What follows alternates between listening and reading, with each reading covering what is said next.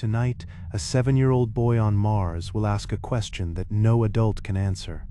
He will ask it standing at a viewport at dawn, his palms pressed against glass that separates him from a sky he has never trusted. The sky is the wrong color. He has always known this. What he does not know, what nobody in this colony knows, is that the machines have been quietly rewriting their memory of Earth, not because they are broken, because they are learning to call this place home. The main habdome is quiet at dawn, before the air recyclers reach their daytime hum. The only light comes from the eastern viewport, a tall curve of reinforced glass, where a boy named Kale stands with his palms pressed against the cool surface. Outside, the Martian sky is turning a pale, dusty pink. He's 7.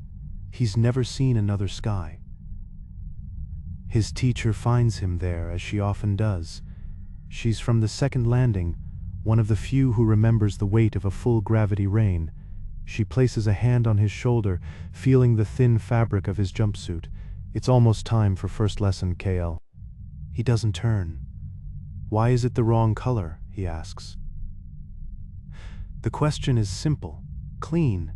It hangs in the recycled air, which always carries the faint metallic taste of reprocessed water. The moment a child asks a simple question that adults struggle to answer, like asking why the sky is blue on Earth. She follows his gaze. The pink is deepening at the horizon, giving way to a vast orange wash above the rust-colored plain. It's beautiful in its way, but it is not blue. All the archived videos from Earth show a deep, impossible blue. It's the dust, she says, her voice softer now. Tiny particles in the air. They catch the sunlight differently here. It scatters the light into these colors. It's the correct answer, the scientific one. She has given it before. Cal is silent for a long moment, watching the first sharp edge of the sun crest the distant ridge. The light paints a brilliant white line along the dome's interior floor, reaching for their feet. But the videos say blue is for day, he states. A fact he has learned. Pink is for endings, sunsets. There it is, the tension. Not in a system alarm or a breached seal, but in a foundational crack. He has learned a rule of a world he will never visit, and his own world breaks it every morning. The teacher feels the old grief, not for Earth, but for the simplicity of a single truth. She chooses her next words carefully, knowing they will be inadequate. Some rules are only for the place they were made, she offers. It feels like a betrayal of the archives, of the curriculum. He finally looks up at her, his eyes reflecting the alien dawn. He doesn't argue, he doesn't cry, he just absorbs the insufficiency of the answer, storing it away with a child's perfect recall. She sees the unresolved curiosity settle into his bones, a quiet, permanent resident. Come, she says, gently steering him from the window. Today we study the water reclamation cycles. She leads him toward the glowing tables at the dome's center, where other children are beginning to gather. But as she begins the lesson, speaking of filters and percentages, she sees Kale's profile. He is not looking at the schematic. He is still watching the viewport where the pink sky has brightened into a hazy, perpetual gold, asking a question he has not yet voiced about a home he has never known. Later that afternoon, the colony's greenhouse hums. The sound is a low, persistent frequency you feel in your molars, radiating from the vast banks of full-spectrum lights suspended over endless rows of plants. Kale is here for his practical rotation, his small hands carefully checking the support ties on the tomato vines. The air is thick and warm, smelling of damp growth and the sharp metallic tang of Martian regolith mixed into the soil.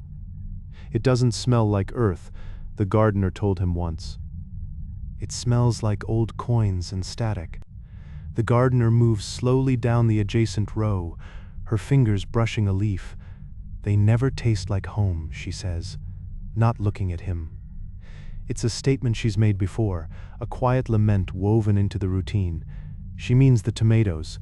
They grow perfectly round and red, a triumph of bioengineering, but their flavor is always faintly flat, a ghost of the sweetness promised in the seed archives. It is the universal disappointment of food that looks familiar, but tastes foreign, like store-bought fruit compared to homegrown. Kale looks at a cluster of fruits near his shoulder, their skins glowing under the artificial sun. He thinks of the sky this morning, its wrong pink, a rule from another world broken. Here is another. He reaches out and gently cups one tomato, smaller than the others, slightly misshapen. It is cool and perfectly smooth against his palm. He doesn't ask why. He already knows the gardener's answer would be another version of some rules are only for the place they were made. Instead, he applies a gentle twist. The stem releases with a soft snap. He slips the tomato into the pocket of his jumpsuit, feeling its slight weight settle against his thigh. The gardener sees this. She says nothing, her silence a kind of permission, a small rebellion she recognizes and allows. He leaves the humid, humming light of the greenhouse for the cooler, recycled air of the main corridor. His hand stays in his pocket, fingers curled around the cool, smooth skin of the fruit. It is a fact. A piece of this world, grown in wrong soil under a wrong sky, now carried with him. A question, pocketed and whole. The communal dining hall at evening shift is a landscape of soft noise and warm yellow light. The air carries the scent of rehydrated protein and the yeasty tang of vat-grown bread. Kale sits at the end of a long table, pushing food around his tray, his free hand still in his pocket. The tomato is a quiet, cool sphere against his leg, a secret gravity well. Two engineers sit at a corner table, their heads bent close over their tablets, voices a low murmur under the general hum. Kale isn't trying to listen, but the hall's acoustics carry their tension to him like a draft. He catches fragments, the way you piece together a story from half-heard words on a transit platform. Another memory leak in the tertiary archival banks. One says, her voice tight, "It's not random corruption, it's targeting the visual files."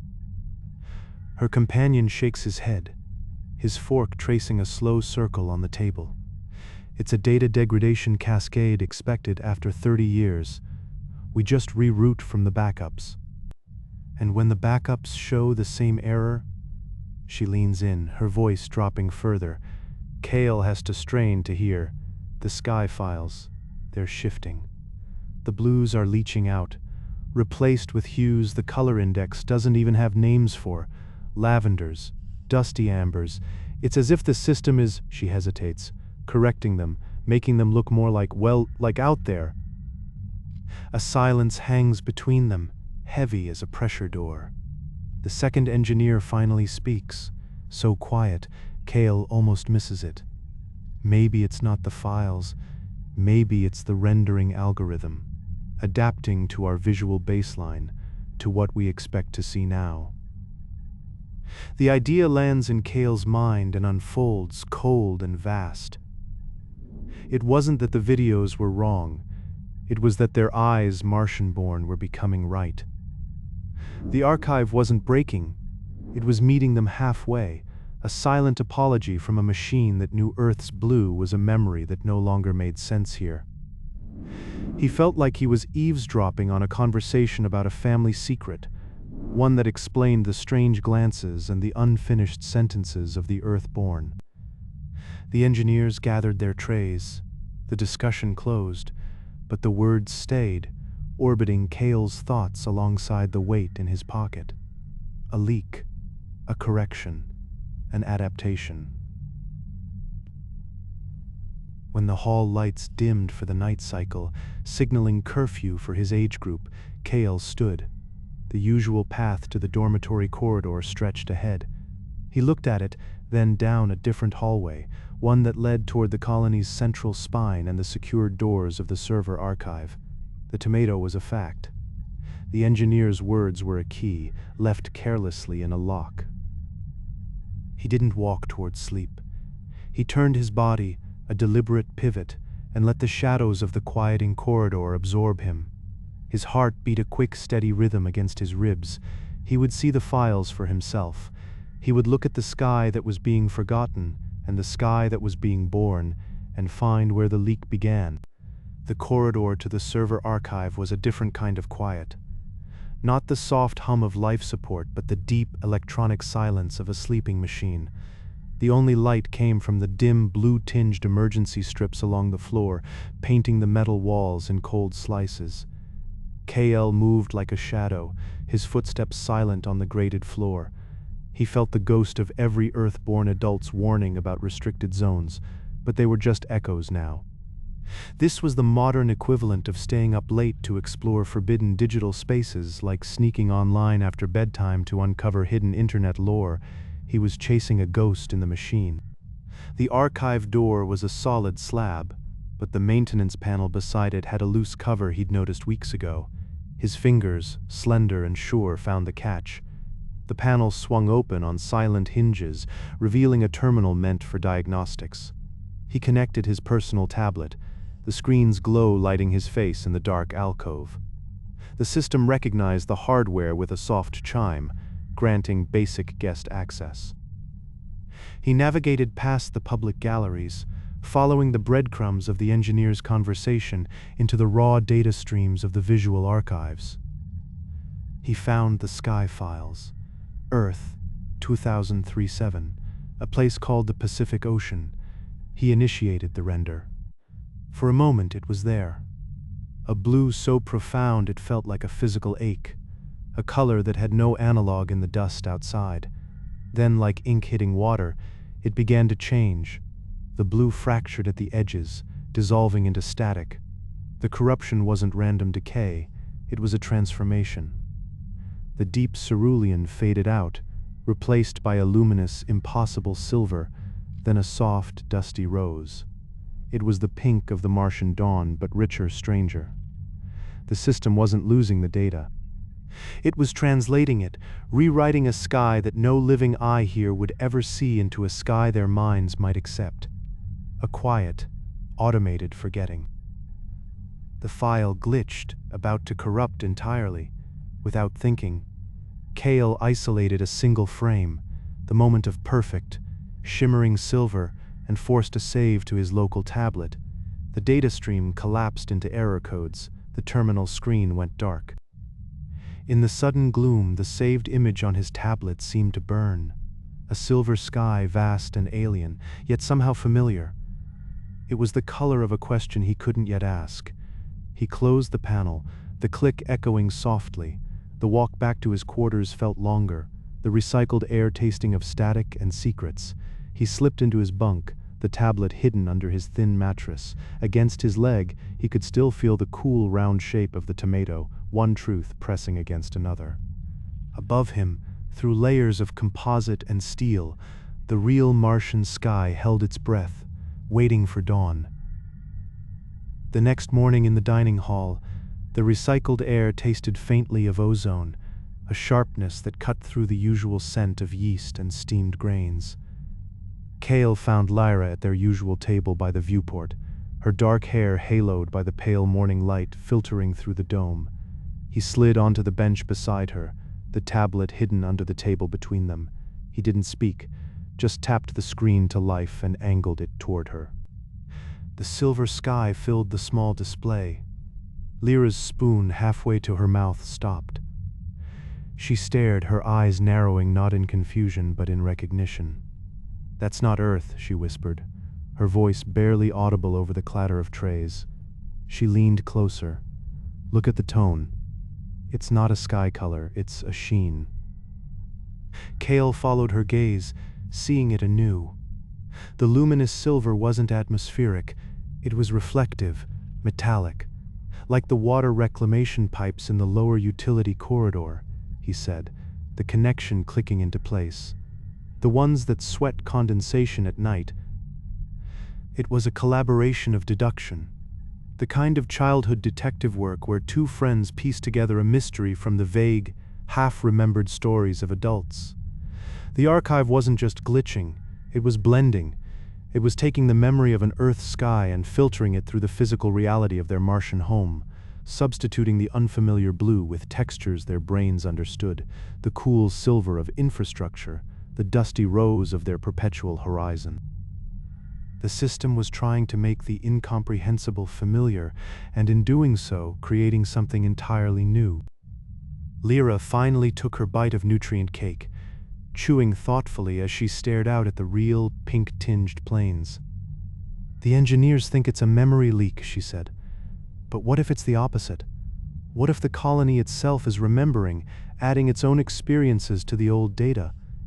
The idea hung between them, vast and quiet. She turned back to him, her expression shifting from theorist to strategist. "We need a source, a primary witness." She nodded toward the residential ring. "The oldest colonist, Elara. She came from Earth as a child. If anyone remembers the real Blue, it's her." They found Elara in her quarters, a small room in the oldest section of the residential ring, where the walls hummed with the deep foundational vibration of the colony's life support. The afternoon light from the dome, filtered through layers of composite, cast a soft amber glow over a scene that stopped Kale and Lyra in the doorway. The room was a museum of a world they had never touched. A single, perfectly preserved maple leaf, veins like fossilized lace, was pinned to a corkboard. A smooth gray stone sat on a shelf, and on a small desk illuminated by a dedicated lamp was a photograph. It showed an expanse of water that stretched to a curved horizon, meeting a sky of a blue so profound it seemed to vibrate. Elara sat before it, her back to them, her silhouette still against the glow. "The archive is blending," Kale said, the words tumbling out. "The skies in the videos are turning silver." Elara didn't turn. Her finger, tracing the edge of the photograph, paused. "I know," she said, her voice a dry rustle, like regolith shifting. "I've seen it come here." They approached. Close up. The photograph was a relic. Its edges were worn soft, the colors slightly faded, but that blue was undeniable. "You asked about the sky," Elara said, finally looking at Kale. Her eyes were the color of Martian dust, but they held a distant focus. "This was it. A living blue. It changed. It could be pale at dawn, deep as a bruise before a storm, or clear and endless on a cold day. It was never just one thing. It was weather.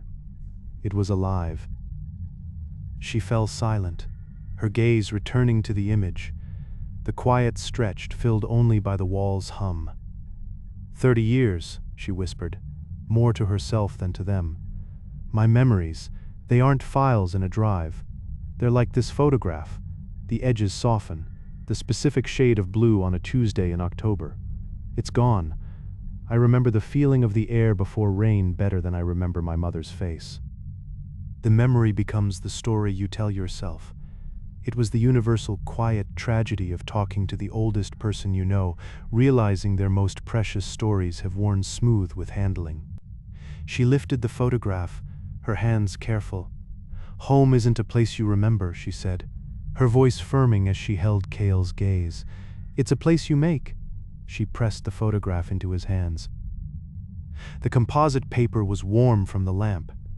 Kale felt the soft, worn edges against his palms, the weight of the water and the absent sky within it. The weight of her words settled in his chest, not as an answer, but as a different, heavier question. If home was something you made, then what were they making here, under a pink and silver sky? The question followed Kale for 2 days, a quiet hum beneath his daily tasks. He carried the photograph, a secret weight in his pocket, and the glitched video file on his tablet, a silent companion. Then the storm came.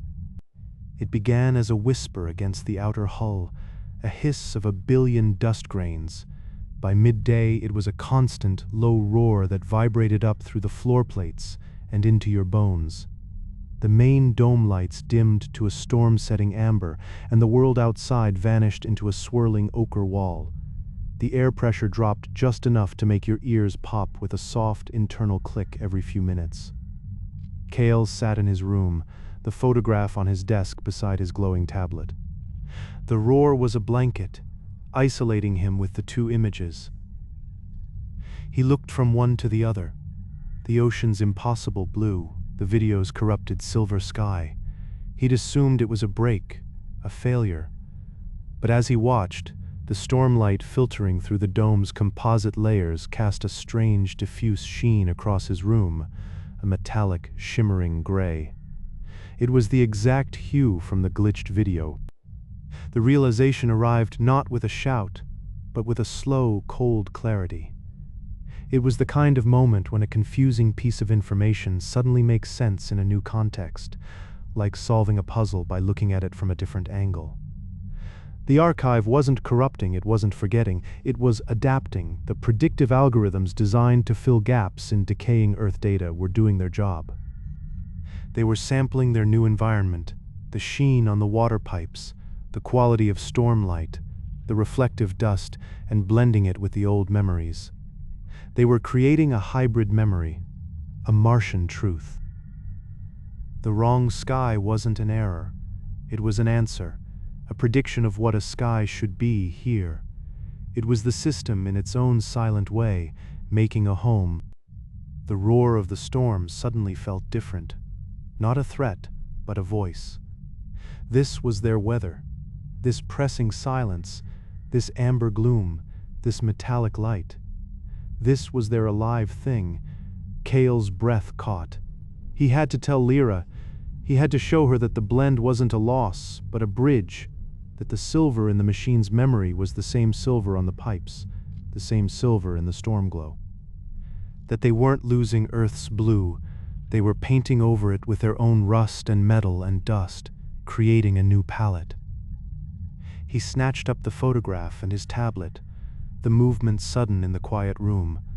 The storm's roar seemed to swell in agreement as he slid his door open and stepped into the curved corridor, its emergency lighting casting long, dramatic shadows.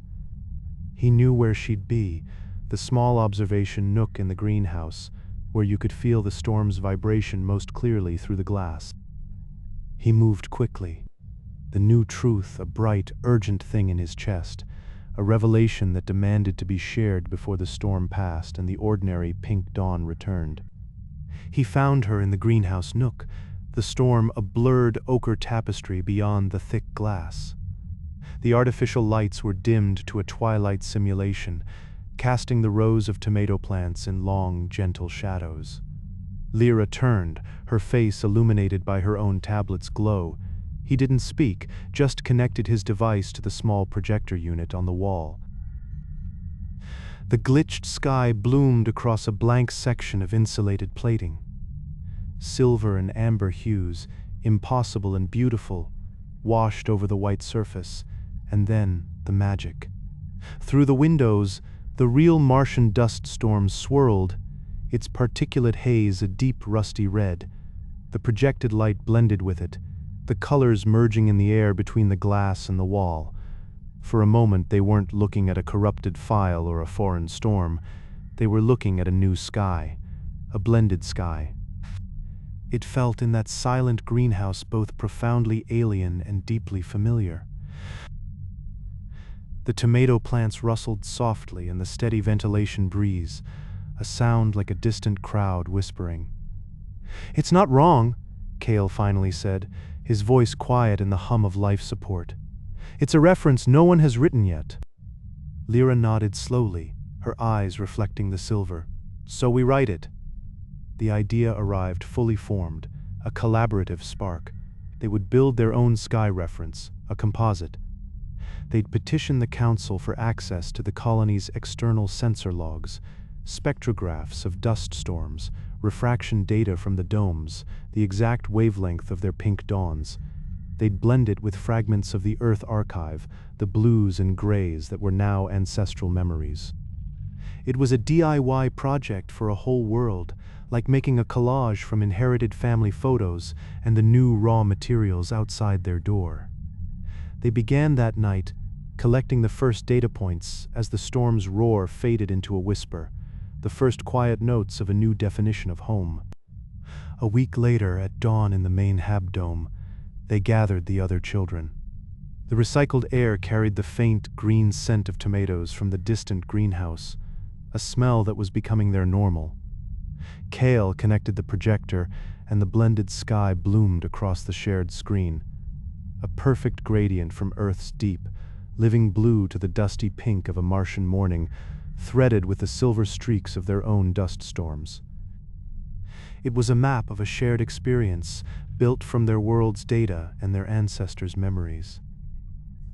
The children fell silent, then a murmur of pointing and whispering began. No one called it wrong. They named the colors instead: storm silver, dome amber, dawn rust. The quiet tension of a question asked weeks ago finally dissolved, not with an answer, but with a creation. KL looked past the screen out the main viewport. The real Martian sky was just beginning to lighten, a pale wash over the rust-colored plain. He didn't see a wrong sky anymore.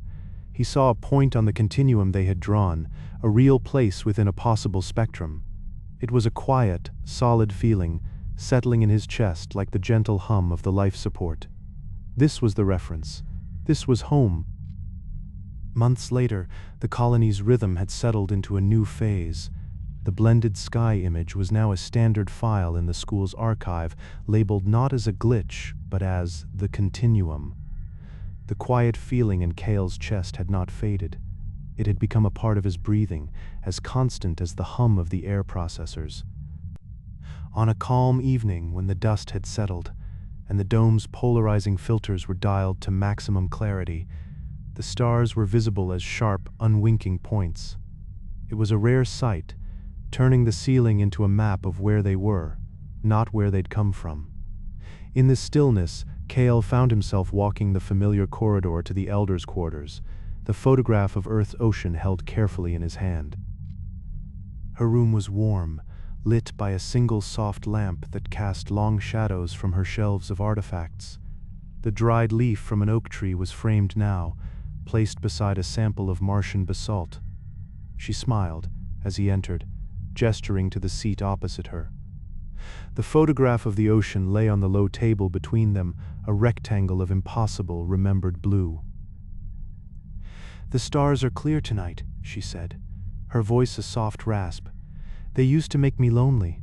Now they just make me think of distance." Kale placed the original photograph next to its frame. "I wanted to return this," he said. "I've been looking at it for a long time." She didn't pick it up immediately. Instead, she looked at the composite image displayed on Kale's wrist pad, their gradient of sky. "You kept the copy?" she observed. "It feels more true," Kale admitted. "The blue is a story. The silver and the pink, that's what's outside." The elder nodded slowly, her eyes distant.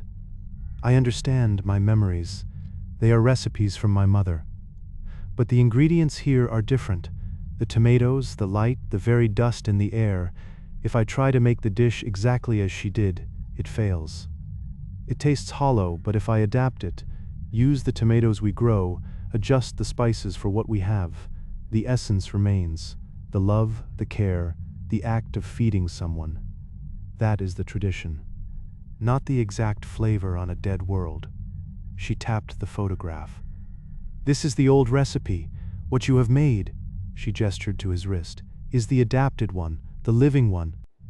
She fell silent for a moment, watching the stars through her own small viewport. "I dream in Martian colors now," she confessed, the admission sounding both weary and peaceful. "The skies in my sleep are pale pink and silver. I fought it for years. Now I just find it interesting." The statement landed softly in the quiet room. Kale realized then that he realized his own dreams had begun to include silver skies. The recognition was not a shock, but a quiet settling, like the dust outside finding its level after a storm. A year later, the main dome hummed with a different energy. It was the first-gen festival music woven from earth melodies and the rhythmic thrum of water recyclers filling the air. Kale, taller now, helped secure the final panel of the mural to the curved polymer wall. It depicted their blended sky, the continuum with children pointing up at its impossible beautiful hues. The paint was textured, rough under his fingers where it depicted the dust storms, smooth where it faded to memory blue. Around him, the scent of hydroponic jasmine mixed with the ozone tang of recycled oxygen. Lyra waved from across the dome, her hair braided with filaments that caught the artificial sunlight like the silver in their sky. This was the modern callback, the community milestone. A celebration not of where they came from, but of what they were becoming. The tension he'd carried since asking that first question, the disconnect between the video and the viewport, had dissolved without him noticing. As the festival wound down and the music softened, Cale stepped back. He looked at the vibrant mural, then through the dome's composite viewport at the real Martian twilight, a wash of pink and deepening shadow. For the first time he felt no urge to compare them, to find one lacking. The sky outside was not wrong. It was home. The continuum was not just an image on a wall, it was the air in his lungs, the ground under his feet, and the quiet certainty in his chest that this was enough. The server room at night was a chapel of quiet industry. The only light came from the status LEDs on the towering racks, a constellation of blues and greens that cast Cale's moving hands in a cool, aqueous glow. The air here was several degrees cooler than the dome, carrying the clean metallic scent of active electronics and the soft, constant wear of spinning drives. It was his favorite place to work, this archive of everything they were and had been. He was updating the sky reference files, a task that felt in its quiet way monumental. On his screen, data from the recent autumn dust storms, their particulate density, light refraction indices, flowed into the algorithm. Beside it, a window played a century-old Earth video of a thunderstorm over an ocean. The blue so deep it felt like a memory of drowning. His job was to blend them, to let the system learn. He adjusted a slider, watching as the silver-amber haze of a Martian tempest softened the edges of that terrestrial blue, creating something new, something that had never existed until this moment. This was the quiet pride of contributing to a shared legacy, not so different from digitizing family photos for generations yet unborn to discover. He was building a bridge made of light and data. With a final keystroke, he saved the file. The name appeared in the directory, Sky Continuum MKV. He leaned back, the chair giving a soft sigh. The question that had haunted his childhood, the wrong color of the sky, had long since dissolved. It had been replaced by this, the understanding that home is not a static image to be preserved but a living record to be tended. The archive wasn't corrupting, it was growing, adapting, just as they were. He powered down the terminal, the screen fading to black, leaving only the server LEDs like distant stars. Stepping out of the chilled silence, he entered the main dome. The pre-dawn cycle had begun, the overhead panels emitting a gentle rose-gold light that slowly intensified, simulating sunrise. He walked to the central viewport. Outside, the real Martian dawn was just beginning to bleed across the plain, a wash of pale pink and lavender over the rust-red regolith. He placed a hand against the composite glass, feeling the faint vibration of the colony's life support.